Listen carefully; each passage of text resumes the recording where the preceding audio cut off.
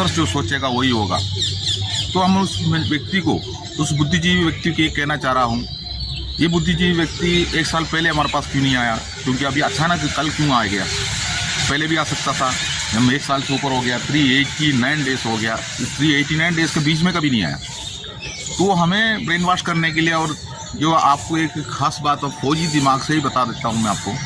फौजी दिमाग से बोलने से ही तो फौजियों को पता चलता है। ये एक रोल कॉल के अंदर अगर हमारा हवलदार मेजर ने एक लेक्चर दे दिया, तो लेक्चर हवलदार मेजर के पास आया कहाँ से है?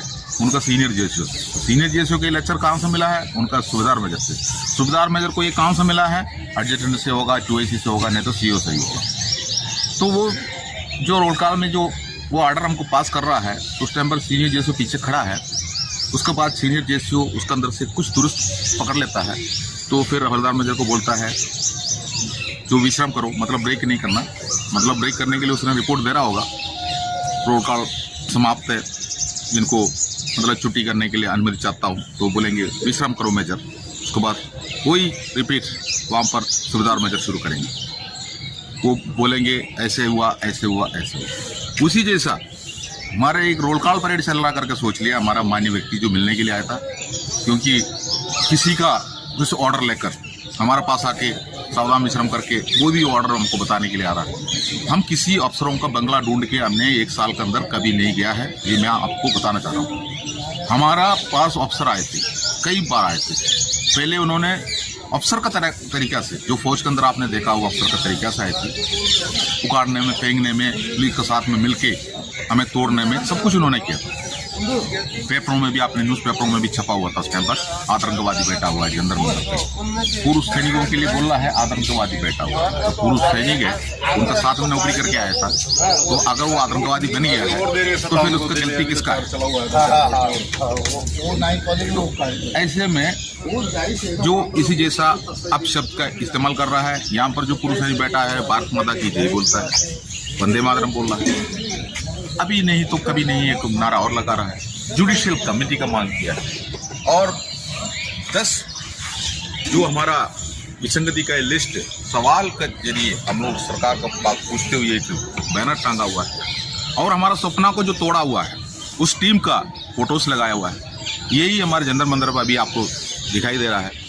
144 धारा लगने की वजह से 2 आदमी से ऊपर लोगों को बैठ जो होने नहीं दे रहा है, वो किसी के लिए इसके अंदर परमिशन नहीं है, हमको दे रहा है, तो इसलिए दिया जा रहा है। हमने क्लियरली जो पुलिस थाना को हमने लिख के दिया था, अगर हमारा 2 आदमी को भी अगर अंदर आने नहीं देंगे तो फिर हम 144 धारा का हम तो ये भी तोड़ने के लिए तैयार हैं। गोली मारना, गोली मारेंगे, जेल में भरना, जेल में भर देंगे, केस दर्ज करना वो करेंगे, यही तो करेगा। हम तो कोई जमानत भी लेने नहीं आएंगे। तो ये हमारा एक जो हमारा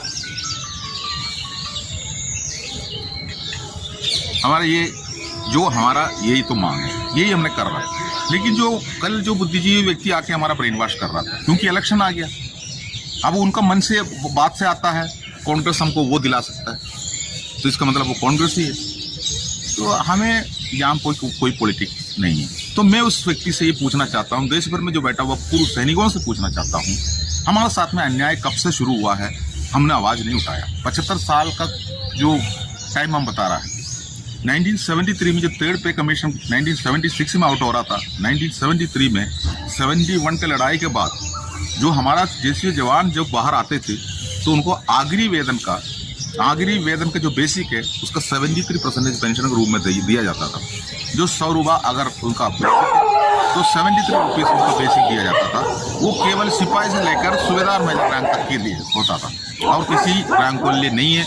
सेंट्रल गवर्नमेंट का और कोई एम्प्लॉयज़ के लिए नहीं है, सेंट्रल गवर्नमेंट का कई अधिकारी के लिए भी नहीं था। जो हमारा पेंशन 73% इसलिए दिया जाता था, हम कम उम्र में आना पड़ता है, लेकिन सेना में युवा चाहिए, जवान चाहिए, उसी के हिसाब से हम आते थे। जो उस टाइम पर जो 71 की लड़ाई के बाद देश का आर्थिक स्थिति कमज़ोर है, फाइनेंशियल स्टैंड कमज़ोर है, उस टाइम का सरकार ने उस टाइम पर बोला आप लोगों का तनख्वाह मतलब पेंशन को थोड़ा कटौती करना पड़ेगा, जो कि देश को आगे लेके जाना हो सकता है। मैं बता रहा हूँ 1971 जो है बहुत पीछे की बात है। हिंदुस्तान आज़ाद होने के बाद हो सकता है उस टाइम पर सरकार के पास इतना आमदनी नहीं था, जो ऐसे चर्चा सही भी है, अभी ये नहीं बोल रहा हूँ। लेकिन उस टाइम पर जो आर्थिक कमजोरी की वजह से हमारा 23% पेंशन को कटौती करके 50% में लेके आया। लेकिन उस टाइम पर जो 33% पेंशन लेने वाला जो अधिकारी वर्ग और केंद्र कर्मियों का, बाकी जो केंद्र कर्मी से 60 साल की उम्र में रिटायरमेंट होता है, अफसर भी अपना रिटायरमेंट 56 की उम्र में शुरू कर देता है। ऐसे लोगों का पेंशन उस टाइम पर 33% मिलता था, हमारा 73, इनका 33। तो 33% को बढ़ोतरी करके 17% को बढ़ोतरी करके 50% लेकर आया 3rd पे कमीशन में। तो आप बताइए, आर्थिक स्थिति कमजोर होने से दूसरों को काटना और किसी को बढ़ाना। अब जिसको बढ़ के मिला है, आप देखिए अफसरों को बढ़ के मिला, और किसका कम किया है? जो गोली का सामने करने वाला जैसे जवान का कम कर दिया। तो हमारा दुर्दशा वही से शुरू हो गया। लेकिन कारण यही है, हम लोग अनपढ़ थे, हम अंगूठा टेकते उस टाइम पर जो 3rd पे कमीशन में, हमें कुछ भी नहीं पता था। हमारा शरीर अच्छा है तो हमें फौज में लेते थे, फौज के अंदर जाके एक दस्तखत करने के लिए सिखाते थे, उसके अंदर भी एजुकेशन है, और वो एजुकेशन वगैरह जो हमारा अफसर जिसको चाहता है उसी को करा देते थे। तो ऐसी स्थिति में जो हम लोग नौकरी करके आए थे, वो लोग बाहर आने के बाद उनको उस टाइम पर सरकार ने बोला हम OROP दिए, तो लेकिन OROP नहीं मिला। तो उस टाइम पर भी प्रोटेस्ट शुरू हो गया। इसी अफसरों ने पूरा फौजियों को इकट्ठा करके, एक्स सर्विसमैन इकट्ठा करके सरकार के साथ में लड़ाई लड़ रहे थे, वो सब उन्होंने इस्तेमाल किया गवर्नर बनने के लिए। हमारा भीड़ को यूज़ कर दिया उन्होंने राजनीति में कुछ ना कुछ पद लेने के लिए, जो हमारा अफसरों ने, जो कि हमको बताएंगे हम आपका OROP दिलाने के लिए, लेकिन OROP से अफसर को कोई फ़ायदा है ही नहीं है। तो फिर अफसर हमको क्यों दिलाओ? हम अनपढ़ थे। ऐसे निकल के आया। 40 साल से लड़का हुआ केस है, 50 साल से लड़का हुआ केस है, किसी ने नहीं सुना। बिल्कुल हम भी मानता हूँ किसी ने नहीं सुना। जी दिया हमारा वर्तमान सरकार ने। हमने ये भी बताया, जो वर्तमान सरकार ने ये जब दिया, तो आपको पता है OROP 1 2014 में जो आउट कर रहा था, उस टाइम पर जो अफसर को कोई अफसर रैंक, अफसर पेंशन बनाने के लिए हमारा जनरल सतबीर सिंह साहब ने एक मोर्चा संभालना शुरू कर दी।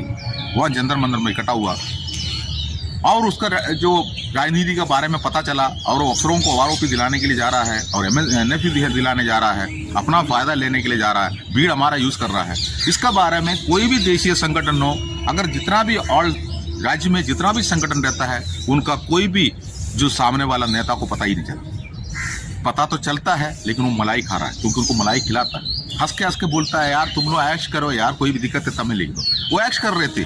और जो चौकीदारी में नौकरी करके जो पैसा कमाने वाला जो बंदा जो EMI भर रहा है, लोन काट रहा है, वो बंदा से पैसे लेके ये पूरा दुनिया घूम के चले जाते थे, उनको बेवकूफ़ बनाते थे। कोई फायदा नहीं हुआ।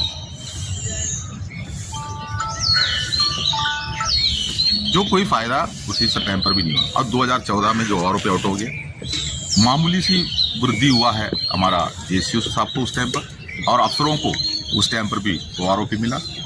उसके बाद 2019 का भी आपको पता चला, उसको जाके जो हमारे को पहले से जो मिल रहा है OROP से बाहर ना हो जाए, ये सोच के जो बहुत चालाकी तरीके से वो OROP केस को जनरल सतबीर सिंह साहब ने ले जाके कोर्ट में डाला। 2019 में हमारा ड्यू हुआ था, नहीं मिला, आगे बढ़ के जा रहा था और हाई करते गया। जो जनरल सतबीर सिंह साहब को, वो कभी गार्डन में खड़ा होकर बोलते थे, पांडे साहब कैसे हो, जज साहब ने क्या पूछा आपसे, जज साहब ने वो पूछा, ये पूछा, फिर बेवकूफ़ बनाते गया। लेकिन जनरल सतबीर सिंह साहब को ये पता नहीं था हमारा देश का जो पूर्व सैनिक बहुत आगे बढ़ चुका है, वो उसी के टाइम पर, क्योंकि वो साहब भी आज डंडा का सहारा घूम रहा है, तो वो भी 3rd कमीशन, 4th कमीशन वगैरह फौज का देखा होगा। तो उसी टाइम का फौज करके वो सोच के इसी जैसा जो पिटिशनर हमारे JCO जवान है, 13 पिटिशनर उसके अंदर 9-10 पिटिशनर तो JCO जवान को लगा कर रखा है। JCO जवान ने केस डाला करके पूरा ऑल इंडिया में सभी बैठ के सोचता है वो OROP के केस लड़ रहा है। लेकिन माननीय कोर्ट ने पहले ही उसको बता दिया सरकार का जानकारी है, उसको खारिज कर दिया। तो उन्होंने रिव्यू पिटिशन लेके फिर गया। आपको सब पता होना चाहिए, क्योंकि हमें इस महीने का पेंशन लेके आज इस महीने का लोन जमा करना है, हमको बच्चे का फीस जमा करना है, हमें कुछ काम करना है, इस महीने का पेंशन लेके। हमारे अफसरों के लिए पेंशन से कोई काम नहीं है, ठीक है। वो तो उनको पोता पोती तक जो करके वो फौज के अंदर वो भी रहता है, तो उनको कोई दिक्कत नहीं है। दिक्कत हमको है। अब 2019 से लेकर उसको स्टॉप कर दिया, 2023 में हमको दे रहा है। 2019 से लेकर 2023 के बीच में 4-5 साल के अंदर कम से कम 5 लाख से लोग एक्स सर्विसमैन जो चला गया मरघटा में, वो निकल गया। अब उनको OROP तो मिला ही नहीं। अब इसी जैसा जो हमारा साथ में भेदभाव लेके आया और 2019 में जो डिले करके 5 साल तक डिले कर दिया, डिले करने के बाद अचानक एक दिन जो सरकार ने भी 3 बार 4 बार सरकार से टाइम मांगा, हमने अभी तक डाटा तैयार नहीं किया, अभी जैसे जवान का टेबल तैयार नहीं है और टाइम मांगते रहा 3 महीना टाइम भी दे दी। दिसंबर महीने का 15 तारीख को 2023 दिसंबर 15 तारीख को जो सरकार ने आखिरी 3 महीने का टाइम और मांगा और 2024 का मार्च महीने तक सरकार ने टाइम भी दिया। लेकिन जो 15 तारीख को दिसंबर 15 तारीख को टाइम मांगने के बाद सरकार ने जल्दी से जल्दी जो दिसंबर महीने का 23 तारीख को पार्लियामेंट में मतलब बता दिया, OROP आउट कर दी, तो एक हफ्ते के अंदर OROP तैयार हो गया। तो ये सब आपने देखा है। तो हमारे अफसरों ने क्या बोला, आप छोड़ दो, कोई दिक्कत नहीं है, हम संभालेंगे। वो संभाल लिया, उनको OROP मिल गया। टेबल में जाके देखो, जो अफसर को 33% तक का OROP का टेबल तैयार हो गया।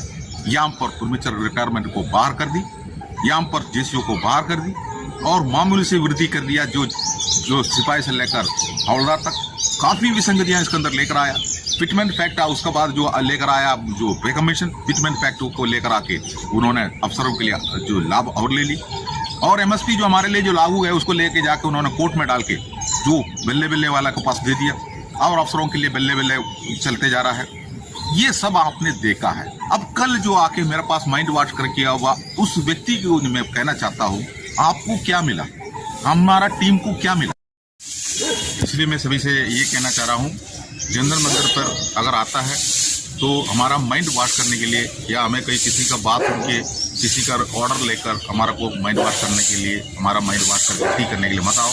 आप लोग अपना माइंड को पहले से वॉश करो। जहाँ से आपको कुछ सुनने के लिए मिलता है आप उनसे सवाल पूछो, वहाँ पर जो हमारे साथ में क्या किया है। यही आवाज़ उठा के वहाँ जनरल मंदिर लोग बैठा हुआ है, 1 साल से बैठा हुआ है, आप उनका हमारा साथ नहीं दे सकता है तो फिर कम से कम किसी जैसा ऑर्डर देने के लिए हमारे पास नहीं आना है, माइंड वॉश कराने के लिए नहीं आना है। आप लोग अपना माइंड को स्वयं वॉश करेंगे।